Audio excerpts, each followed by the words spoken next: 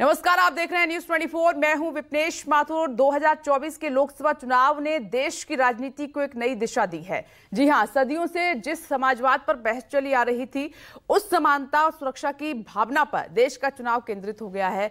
फिर यूपी में इस मुद्दे के सहारे समाजवादी पार्टी के बेहतर प्रदर्शन ने 10 साल की मोदी सरकार को एनडीए सरकार बनने पर मजबूर कर दिया और अब एक बार फिर उपचुनाव की बारी है। बीजेपी जानती है अखिलेश यादव के पीडीए रूपी चक्रव्यूह का तोड़ उसे नकार कर हासिल नहीं किया जा सकता। इसीलिए एक रहेंगे तो नेक से लेकर बटेंगे तो कटेंगे और फर्जी पीडीए तक सारे प्रयोग इस उपचुनाव में किए जा रहे हैं। लेकिन अखिलेश यादव एक कदम आगे निकले हैं। उन्होंने पीडीए को इस तरह से विस्तार देना शुरू कर दिया है कि सुविधा अनुसार ए के मायने बदलकर बीजेपी के कोर वोट बैंक पर चोट की जा सके। अखिलेश यादव की वो रणनीति है जो चमक गई तो 27 का सत्ताधीश बनने का सपना पूरा कर देगी। देखिए पीडीए का ए डिकोड।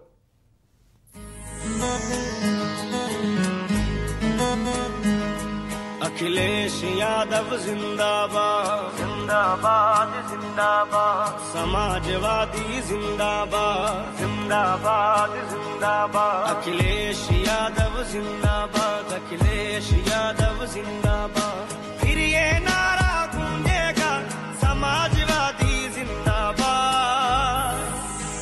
क्या आप कुछ लोगों को सब कुछ देना चाहते हो और जो ज्यादा है आबादी में उसको नहीं देना चाहते हैं? एनडीए के मुकाबले मैंने कहा पीडीए, पिछड़े, दलित, अल्पसंख्यक भाई, आदिवासी, आदि आबादी और पीड़ित तगड़े, ये सब हमारे साथ हैं। अखिलेश यादव जिंदाबाद समाजवादी पार्टी का जो पीडीए है वह फर्जी है, पिछड़ों, दलितों, वंचितों के साथ एक धोखा है।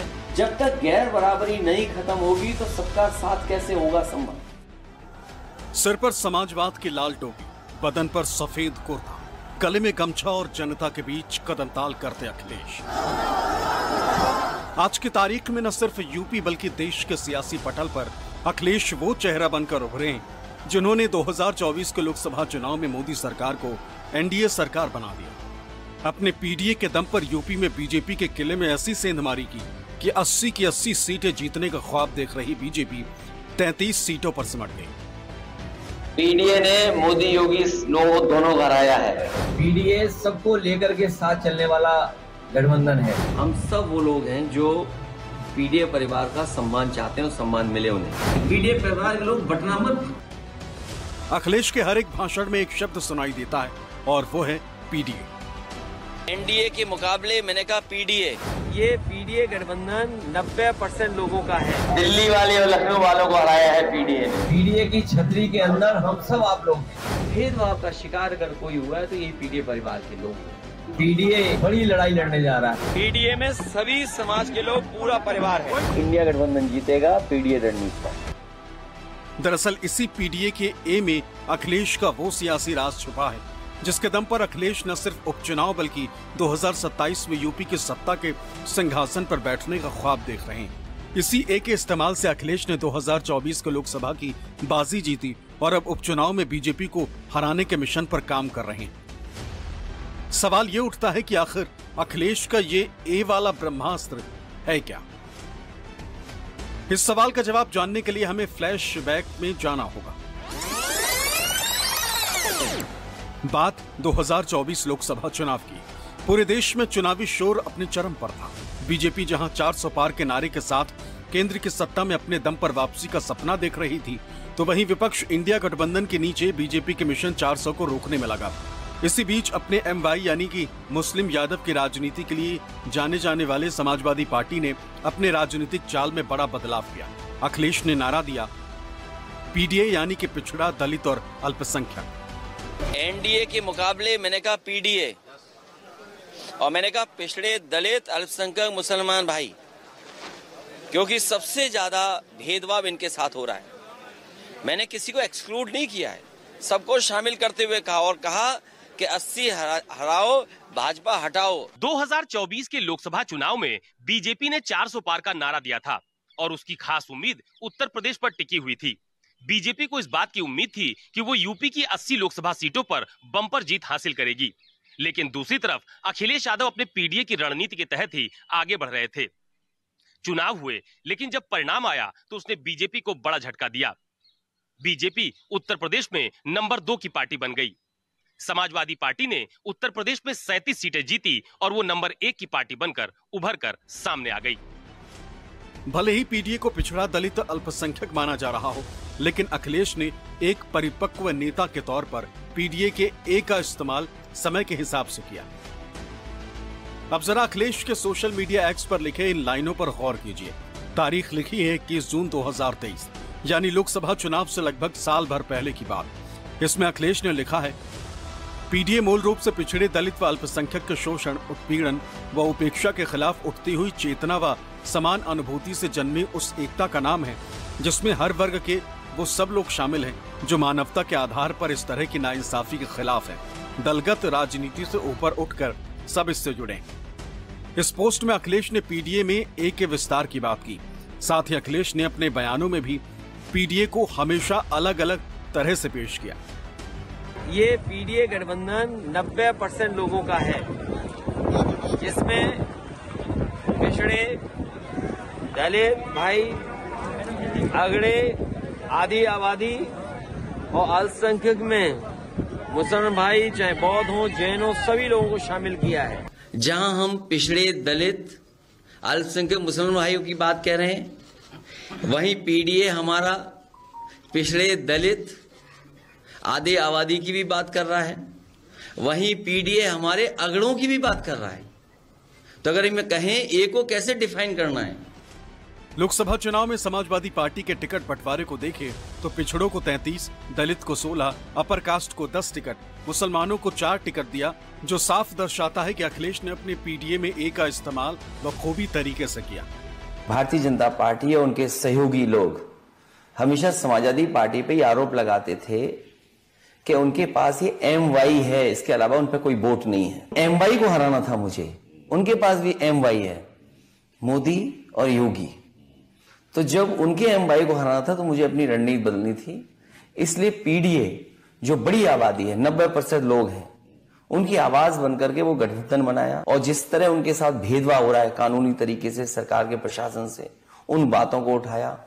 उसका परिणाम हुआ कि बड़ी संख्या में वो आबादी हमारे साथ जुड़ गई।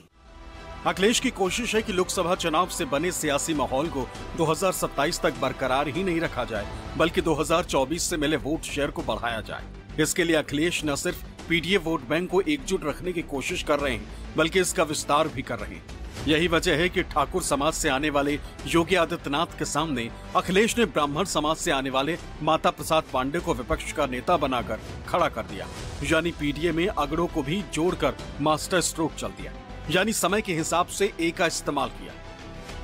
लोकसभा चुनाव में पीडीए के फॉर्मूले पर जीत हासिल करने के बाद सपा मुखिया अखिलेश यादव का हौसला बहुत हाई है और यही वजह है कि अखिलेश यादव की निगाहें न सिर्फ यूपी की 9 विधानसभा सीटों पर होने वाले उपचुनाव पर, बल्कि साल 2027 के विधानसभा चुनाव पर भी टिकी हुई है। और यही वजह है कि अखिलेश यादव पीडीए में ए को अलग अलग तरह से परिभाषित करते हैं। वो पीडीए में ए को कभी आधी आबादी, कभी आदिवासी, कभी अल्पसंख्यक और कभी अगड़ों से जोड़ते हैं। यानी समय और परिस्थिति के हिसाब से एक परिपक्व नेता के तौर पर वो अपने पीडीए के एजेंडे को धार दे रहे हैं। अखिलेश जानते हैं कि अगर उनका ये फॉर्मूला काम कर गया तो फिर 2027 में यूपी के सिंहासन पर उनकी दावेदारी मजबूत हो जाएगी। यही वजह है कि वो लगातार इस फॉर्मूले के सहारे बीजेपी को घेरने में लगे। पीडीए बड़ी लड़ाई लड़ने जा रहा है। पीडीए सबको लेकर के साथ चलने वाला गठबंधन है। पीडीए की छतरी के अंदर हम सब आप लोग हैं, इसलिए पीडीए ही एनडीए को हराएगा। एक तरफ अखिलेश खुद को पीडीए परिवार का हितैषी बताते हैं, तो वहीं दूसरी तरफ बीजेपी लगातार अखिलेश के पीडीए को फर्जी करार देती रही। सीएम योगी तो इस पीडीए को परिवार डेवलपमेंट अथॉरिटी तक बोल चुके। पीडीए का मतलब है परिवार डेवलपमेंट अथॉरिटी। उनके पीडीए में और लोग हैं लेकिन चच्चू नहीं है। समाजवादी पार्टी की साइकिल को जनता ने पंचर करके सैफई भेजने का मन बना लिया और श्री अखिलेश यादव की समाजवादी पार्टी का जो पीडीए है वह फर्जी है, पिछड़ों, दलितों, वंचितों के साथ एक धोखा है। लोकसभा नतीजों ने अखिलेश को देश के अग्रणी नेताओं की कतार में लाकर खड़ा कर दिया। साथ ही लोकसभा की जीत ने उन्हें उपचुनाव में एक बढ़त दे दी। ऐसे में अब अखिलेश को भी 2027 में जीत की एक उम्मीद नजर आने लगी। यही वजह है कि अब समझदारी के साथ एक एक कदम फूंक फूंक कर रख रहे हैं और अपने पीडीए की धार को दिन प्रतिदिन मजबूत करने में लगे। दरअसल पीडीए यूपी की राजनीति का वो अमृत बन चुका है जो जिसे मिलेगा उसे यूपी की सत्ता मिलेगी। यही वजह है कि अब सभी दल पीडीए को अपने पाले में लाने की बात कर रहे हैं। हालांकि लोकसभा चुनाव के समय से ही अखिलेश ये बात कहते आए हैं कि बीजेपी अब पीडीए से डर गई और अब उन्हें रुझाने के लिए उनकी बातें कर रही।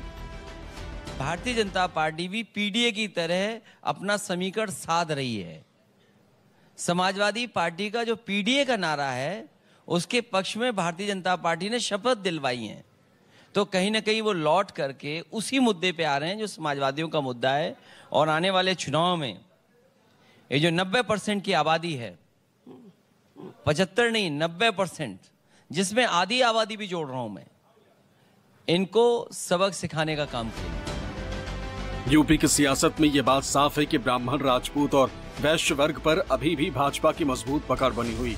लेकिन उपचुनाव के साथ साथ 2027 के विधानसभा चुनाव में समाजवादी पार्टी की खास तौर पर निगाह अनुसूचित जाति के मतदाताओं पर होगी, उसमें भी खासकर जाटा वोटों पर, क्योंकि ये वर्ग बसपा को छोड़कर भाजपा के साथ अभी तक जाने से कतराता रहा। इस वर्ग में पढ़े लिखे युवाओं की संख्या बढ़ी है और उसे समझना आसान है और अखिलेश इसे साधने के मिशन पर काम कर रहे हैं। साथ ही अखिलेश पार्टी में अगड़ों को भी आगे कर ये संदेश देना चाहते हैं कि समाजवादी पार्टी सबका साथ, सबका विकास चाहती है। हम सब वो लोग हैं जो पीडीए परिवार का सम्मान चाहते हैं और सम्मान मिले उन्हें, राजनीतिक तौर से भी, समाज में भी। हजारों साल से हमने और पीडीए के परिवार के लोगों ने इस तरह का व्यवहार देखा है। बीजेपी से मुक्ति होने का मतलब है तमाम परेशानियां, दुख, संकट से मुक्ति होना। संविधान और आरक्षण पर निगाह है भारतीय जनता पार्टी की।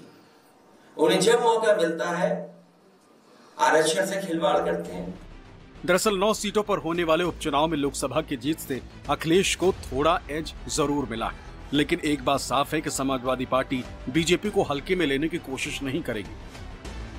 इस बार उत्तर प्रदेश में हम 9 विधानसभा की सीटें जीतने के साथ कुंदर की भी रिकॉर्ड मतों से जीतने का काम भारतीय जनता पार्टी करेगी। तो जनता को पूरा भरोसा हो गया है कि चुनाव विकास पर ही जनता करेगी। आने वाले उपचुनाव में तरल से ही नहीं, पूरे प्रदेश में जहां 9 सीटों पर चुनाव हो रहे हैं और जहां 10वीं सीट पे चुनाव कराने की बात ये लोग नहीं कर पा रहे हैं, तो 1 नेशन 1 इलेक्शन की बात करते हैं, वो एक विधानसभा में साथ में चुनाव नहीं करा पा रहे हैं। तो इनकी दोगुनी बातों को दर्शाने वाला काम है।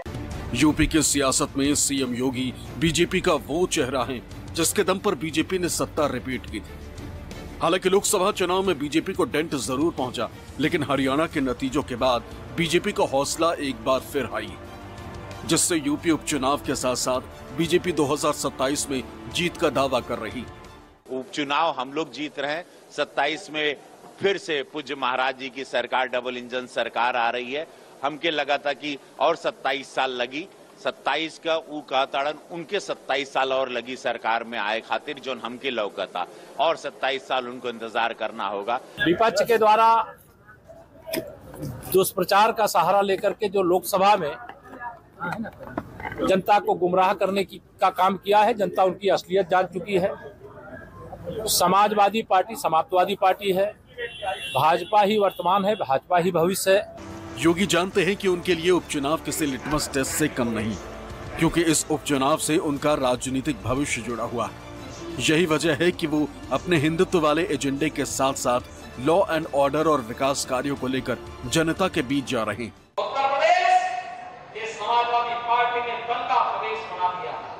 आज उत्तर प्रदेश रक्षा उत्पादन में आत्मनिर्भरता के लक्ष्य को प्राप्त कर रहा है। जिस उत्तर प्रदेश के सामने पहचान का संकट था, आज वह देश की अग्रणी प्रदेश के रूप में उभर चुका है, आगे बढ़ चुका है वह प्रदेश। हालांकि अखिलेश की पीडीए नीति और राजनीति ने बीजेपी की चिंताएं बढ़ा दी हैं। बीते 3 सालों में यूपी की राजनीति में अखिलेश यादव ने समाजवादी पार्टी को ऐसी स्थिति में लाकर खड़ा कर दिया है जहां से 2027 का मुकाबला बराबरी का नजर आने लगा है। हालांकि 2027 में योगी की भी दावेदारी मजबूत मानी जा रही है। ऐसे में देखना दिलचस्प होगा कि 2027 का सत्ताधीश कौन बनता है।